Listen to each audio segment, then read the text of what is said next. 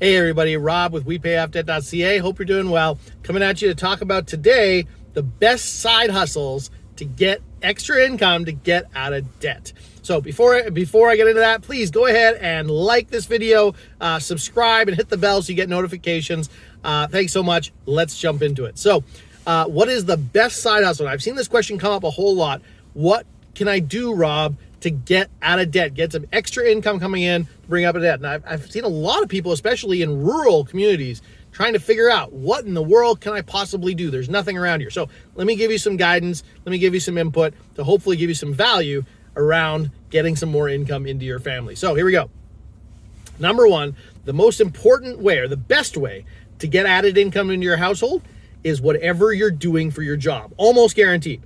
Because if you have an opportunity to get extra overtime or pick up extra work with your current job, odds are good that's going to be the highest dollar value per hour that you'll be able to get.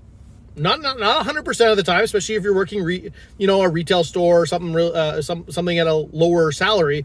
But there are, especially if you're a professional, the best place to look is going to be your work. Now, some people say, no, there is no overtime, there is nothing available.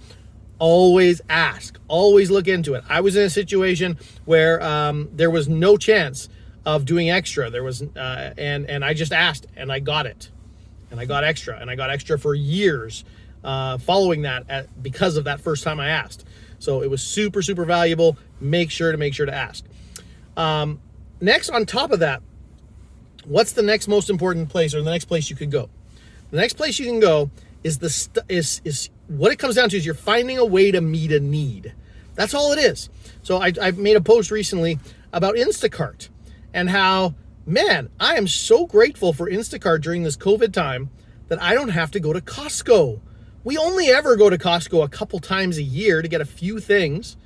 And with everything going on and Costco having lines and everything with the pandemic, I was like, would I pay $5 or $10 to have somebody do that for me? Yeah, 100% I would. And sure enough, and so I did. And I discovered that Instacart did Costco delivery in our area. And so I started getting that delivered. And I'm so grateful, right? I am so happy that somebody is getting paid to do that because they're meeting my need. I don't have to drive all the way down there. I don't need to wait in line. I don't need to go through all of that struggle just for the sake of the few things I need, and somebody's willing to do that. So I'm just so grateful for that. So that kind of thing is what you're looking for. How can I meet a need? So things like that are obvious, right? Skip the dishes, Uber Eats, Instacart.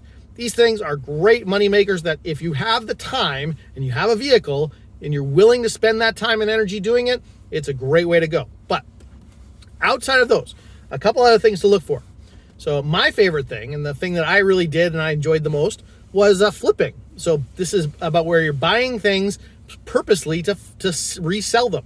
So you'd buy something at a thrift store, for instance, and resell it on eBay, or buy something on Facebook Marketplace and resell it on Kijiji, or buy something on Kijiji and resell it on Facebook Marketplace, or buy something on Facebook Marketplace and resell it on eBay. Wherever you're buying and reselling, that's the goal. You buy something at a lower cost and sell it at a higher cost. So just to give you some real numbers. Oh, and Amazon. I also sell on Amazon. Same thing, reselling books. Some guidelines there. So I had to come up with a number so I would feel good about eBay, because the worst thing is you'd buy something at a thrift store for $1 and you'd sell it on eBay for 10, and that sounds amazing, except it's only $10, right? And so I had to come up with some guidelines. For me, what it came down to was if I'm going to sell something on eBay, I've got to buy it and be able, whatever I spend on it, I need to be able to sell it for at least 8 times as much plus shipping. Okay, so if I'm going to spend $5 on something, I better get at least $40 for it. When that happens, and that happens very rare, well, not very rarely, but rarely enough, that I can look at an item, I can do some Googling on it, do some looking on it, what's it worth, and it's either a heck yes, absolutely I'm doing that because it's more than 8 times as much, or it's a no, and I put it back, right? And so what that makes sure is that my house doesn't get filled up, except it's already getting filled up because I haven't been posting enough. But side note. All right, so flipping stuff 8 times as much on eBay. That's the rule I use there. On Amazon, so if you become an Amazon seller, which is not a complicated process to go through, But if you do it, you can download the Amazon Seller app. And the nice thing about this is you can literally scan a book's barcode, and that will tell you a whole bunch about it. And the rule of thumb I used for that was that you had to be a sales rank of under 250,000. So the way sales rank works, it's how popular the item is for sale. And so a sales rank of number 1 would be the best selling item on Amazon. Okay, so it has to be a sales rank of under 250,000. That's actually really good, right? You can get sales rank in the 3 and 4 millions, right? And those would be the bad ones. But a sales rank of under 250,000, and the ROI after all fees is at least 50% on what I'm buying. So if I buy something for $10, after all fees are done, after all Amazon fees are pretty substantial. eBay fees, not so much. Amazon fees are huge in comparison. That after all fees are paid, if I bought it for 10, I want to get at least 15 for it.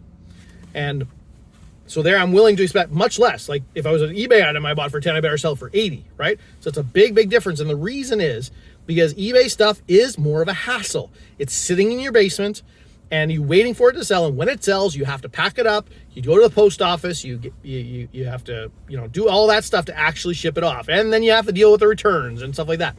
With Amazon, I do FBA, fulfilled by Amazon. So what that is literally, 11 o'clock on a Sunday night, I will take a whole bunch of things I've bought, put them in a box, and ship those off to Amazon.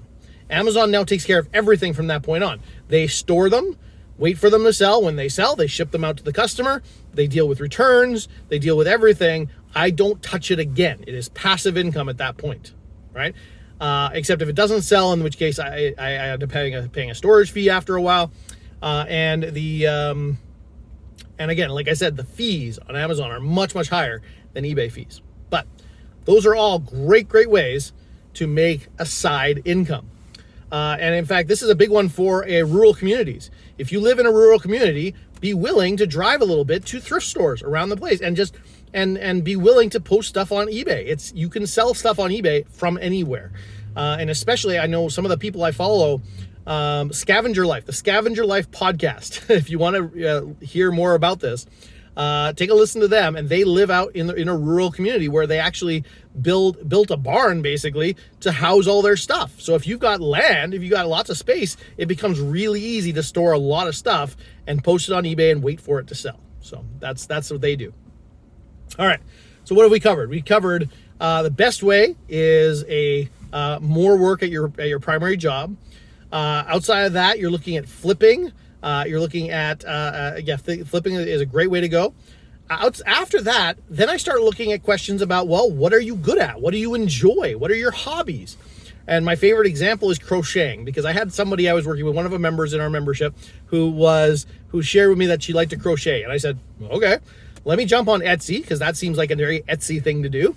I go on Etsy and I look up crocheting, and sure enough, there are tons of items on Etsy that somebody created, and they're selling for well over $100, $150, $200, $300 for something crocheted. I'm not a crocheter, so I don't really get that, and I wouldn't wear any of the things they were suggesting. I wouldn't buy any of the things that were there, but they're selling, and that's the point. So if you're somebody that likes crocheting, if you're somebody that's going to crochet anyway, well, hey, you might as well crochet something that brings in some money, especially if you're in baby step 2, especially if you're looking for more ways to throw money at debt. Okay? So that's where you start looking at the things you enjoy to do. The things you would do if nobody paid you for them, right? Maybe if you love playing video games, you start a Twitch channel, right? I know somebody who's making about $30 a month right now playing Twitch. That's all he does. He makes $30 a month playing video games. Right? That's an option, right? Start a YouTube channel, start a Facebook page. And this is where we start into moving into starting your own business, because that's where you get the real opportunities to make a real difference in your income. If you can start your own business and actually start seeing income come in, especially if you're doing something you love, now things get really, really interesting, because if you love it, you're willing to spend time on it. You're willing to spend effort on it.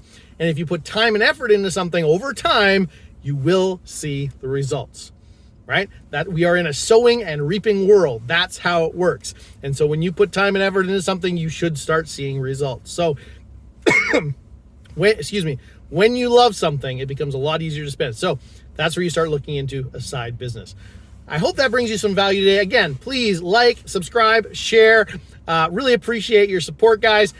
Comment below. Let me know what your favorite side hustle has been, a way that you brought in extra money or something. If you're really struggling, go ahead and put in the comments that too, and the community will come around and see what we can do to help you succeed.